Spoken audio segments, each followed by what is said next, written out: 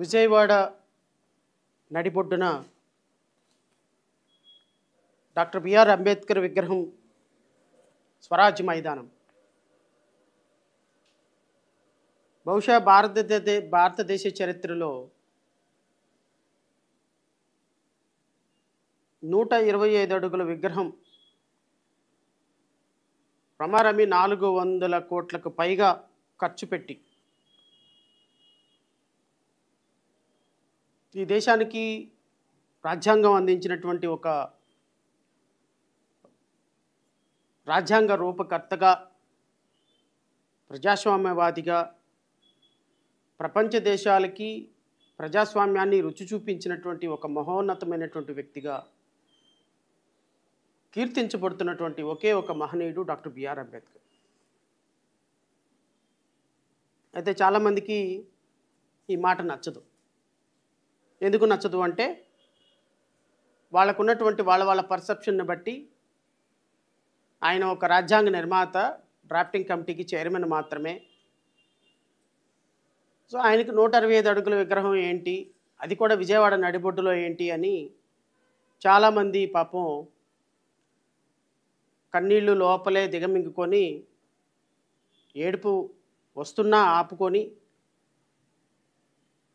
So కళ్ళబుల్లి మాటలతోటి కబుర్లు చెప్పటం గత 5 సంవత్సరాల్లో మనం చూసాం. అందులో ప్రముఖమైనటువంటి వ్యక్తి గౌరవనీయులైనటువంటి ముఖ్యమంత్రి చంద్రబాబు నాయుడు గారు, మరొక ప్రముఖమైనటువంటి వ్యక్తి వారి సుపుత్రులు నారా లోకేష్ గారు. ఎందుకంటే స్వరాజ్ మైదానం విజయవాడ నడిబొడ్డులో ఉంది. ఇది సింగపూర్ కంపెనీకో కన్సార్టియంకి ఇవ్వగలిగితే ఒక 1000 కోట్ల రూపాయలు సంచులు మన అకౌంట్లో పడతాయి.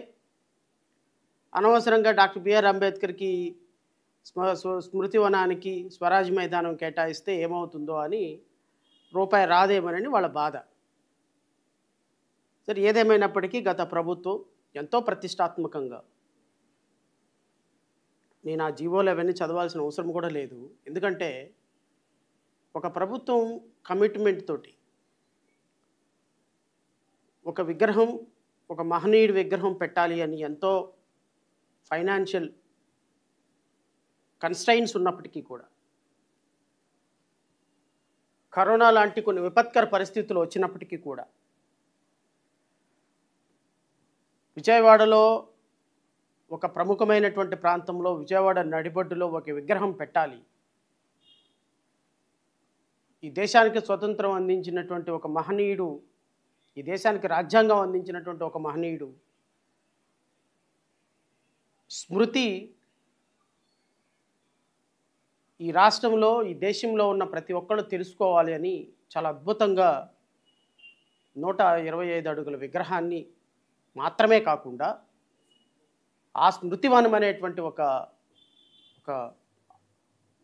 ప్రదేశాన్ని కేటాయించి డిజిగ్నేట్ చేసి ఆ ప్రదేశంలో ఆడిటోరియం దగ్గర నుంచి,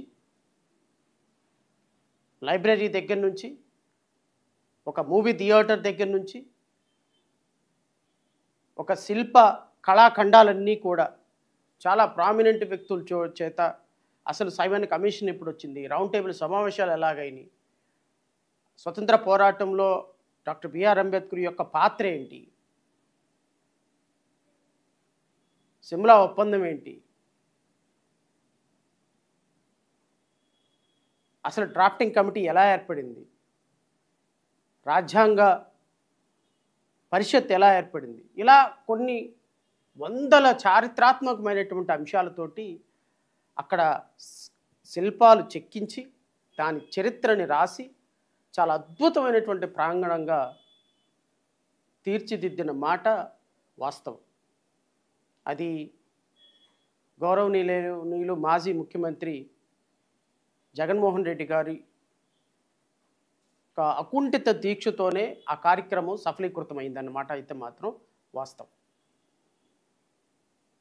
ఎందుకంటే ఉన్న వాస్తవం చెప్పాల్సిందే.